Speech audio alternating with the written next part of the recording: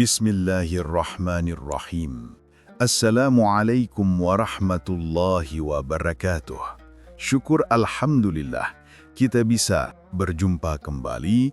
Puji dan syukur mari kita panjatkan kehadirat Allah Subhanahu wa Ta'ala, Tuhan yang tak pernah lelah mengurus kita, yang tak pernah alpa memberi kita nikmat iman, nikmat Islam, nikmat sehat, dan nikmat kesempatan, sehingga kita bisa kembali berkumpul dalam lingkaran ilmu dan kebaikan ini.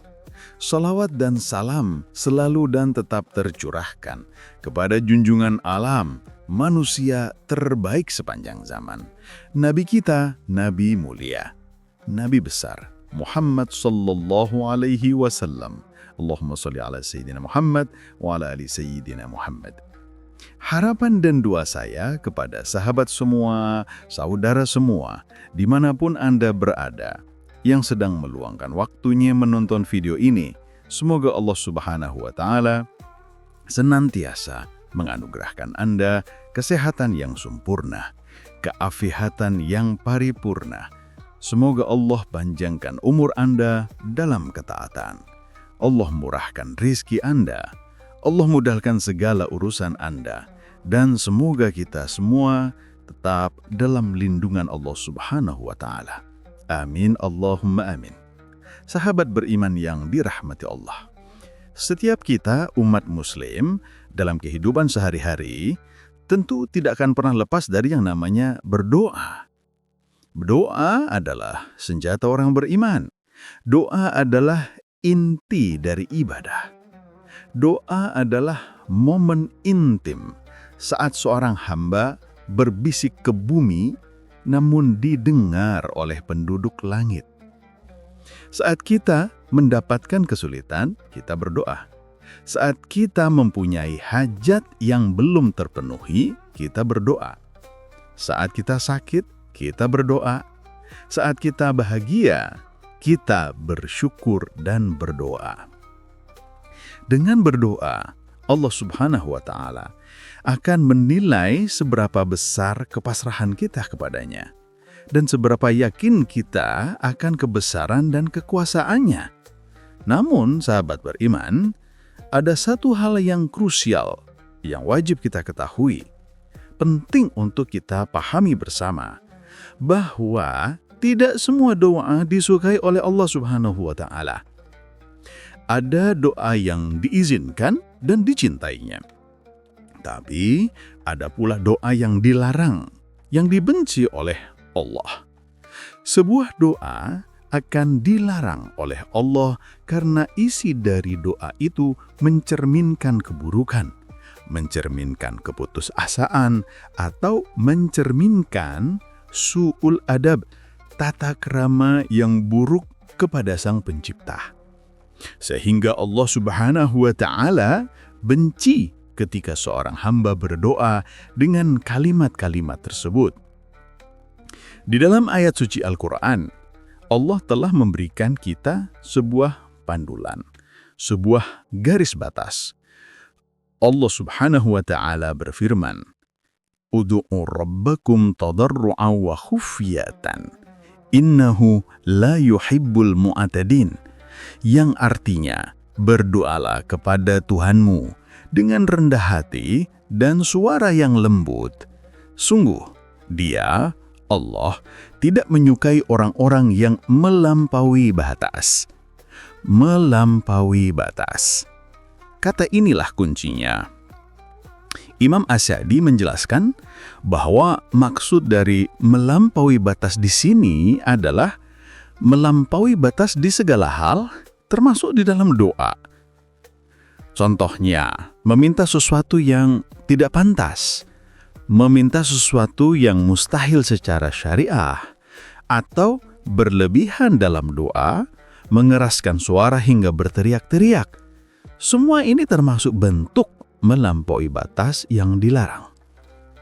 Lalu apa saja bentuk doa yang dianggap melampaui batas itu? Yang paling sering terjadi dan paling fatal adalah ketika seseorang berdoa untuk meminta kematian. Ini adalah doa yang mencerminkan keputusasaan tinggi-tinggi. Mungkin seseorang sedang diuji dengan sakit yang parah, sakit yang tak kunjung sembuh, badannya lelah, hartanya habis. Ia merasa menjadi beban bagi keluarganya. Lalu dalam kesempitannya, ia berbisik, "Ya Allah, cabut saja nyawaku. Aku sudah tidak kuat." Sahabat beriman, ini dilarang.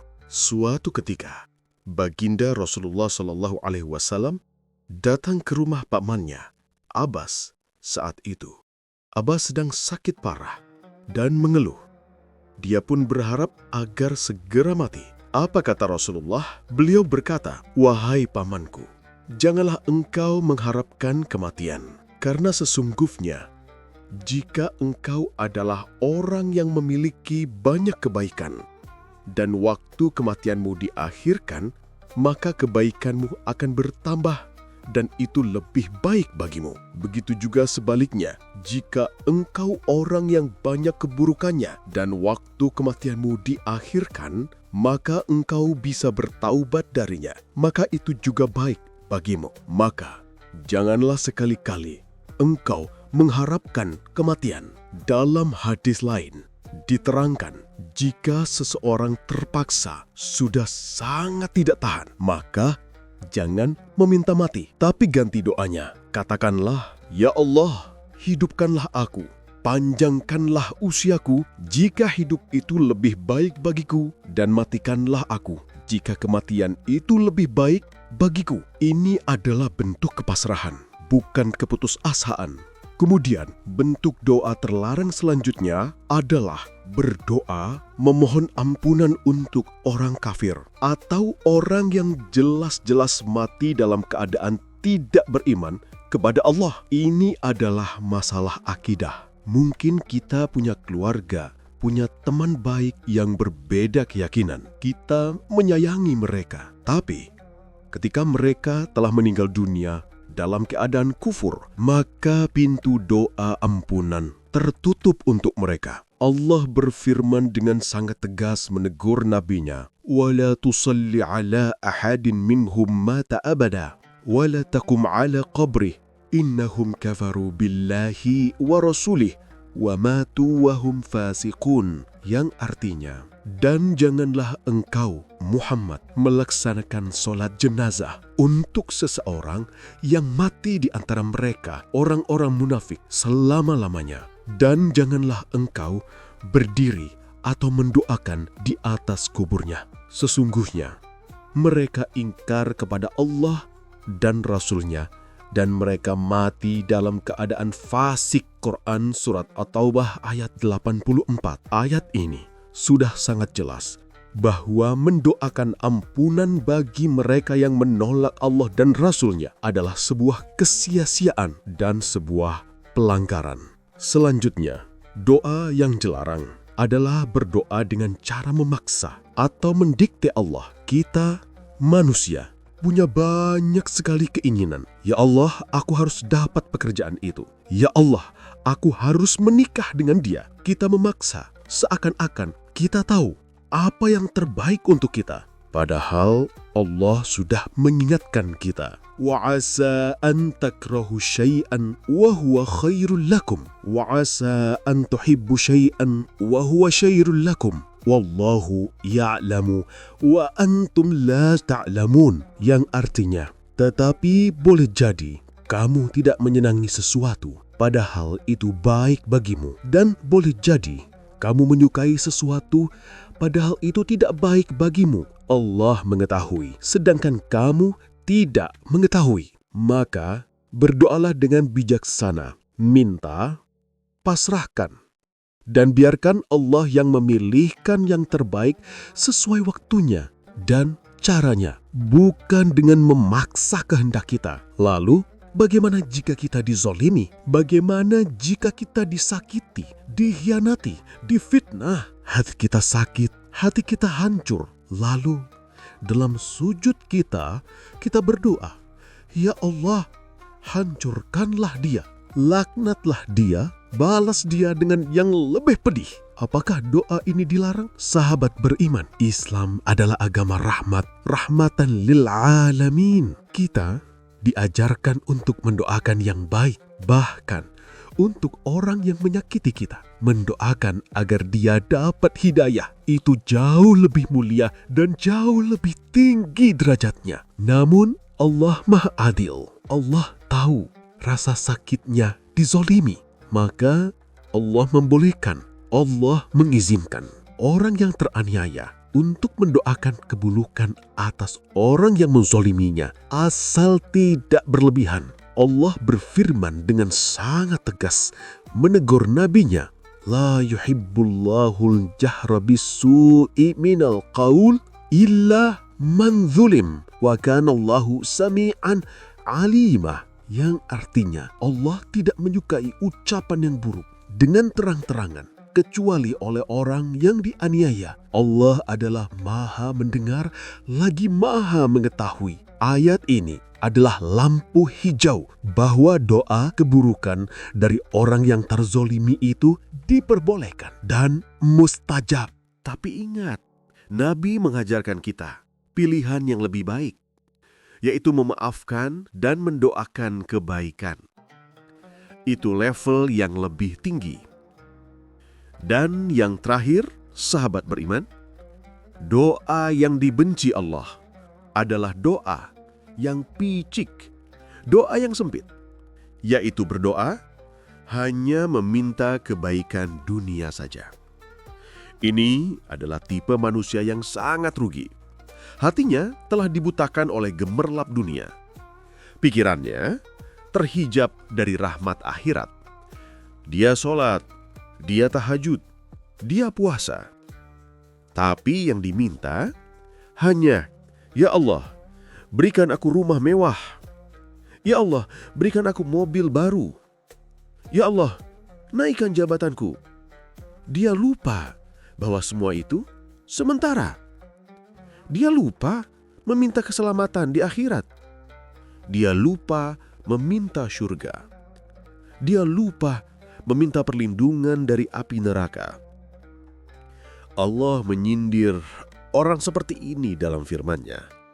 Faminan nasi mayaqulu rabbana atina fid dunya wa ma lahu fil akhirati min khalaq. Yang artinya, maka di antara manusia ada yang berdoa, Ya Tuhan kami, berilah kami kebaikan di dunia. Sedangkan di akhirat, dia tidak memperoleh bagian apapun. Orang ini rugi, sangat rugi. Lalu doa yang terbaik itu bagaimana? Allah ajarkan langsung di ayat berikutnya, ayat 201. Doa sapu jagat yang selalu kita baca. Wa minhum man yaqulu rabbana atina fid dunya hasanatan wa fil akhirati hasanatan wa qina azabannar. Yang artinya, dan di antara mereka ada yang berdoa, Ya Tuhan kami, berilah kami kebaikan di dunia dan kebaikan di akhirat, dan lindungilah kami dari siksa api neraka. Inilah doa yang seimbang, doa yang komplit, doa yang dicintai oleh Allah. Sahabat beriman yang dirahmati Allah, itulah beberapa contoh doa-doa yang melampaui batas, yang sangat tidak disukai, bahkan dilarang oleh Allah. Berdoa adalah seni berkomunikasi dengan Sang Pencipta. Ada adabnya, ada etikanya. Semoga hal ini dapat menjadi pelajaran berharga bagi kita semua. Dan semoga Allah Subhanahu wa Ta'ala selalu melindungi kita dari berbagai hawa nafsu yang bisa membuat kita melakukan hal yang dilarangnya. Dan semoga Allah ampuni dosa-dosa kita dan menerima setiap doa terbaik kita. Terima kasih telah menyimak hingga akhir. Jangan berhenti di sini, karena di video berikutnya kita akan membahas topik yang tak kalah penting, yaitu 3 waktu mustajab yang sering diabaikan yang membuat doa tembus ke langit. Silakan Anda klik salah satu video yang kini muncul di layar Anda. Wallahu a'lam bishawab. Wassalamualaikum warahmatullahi wabarakatuh.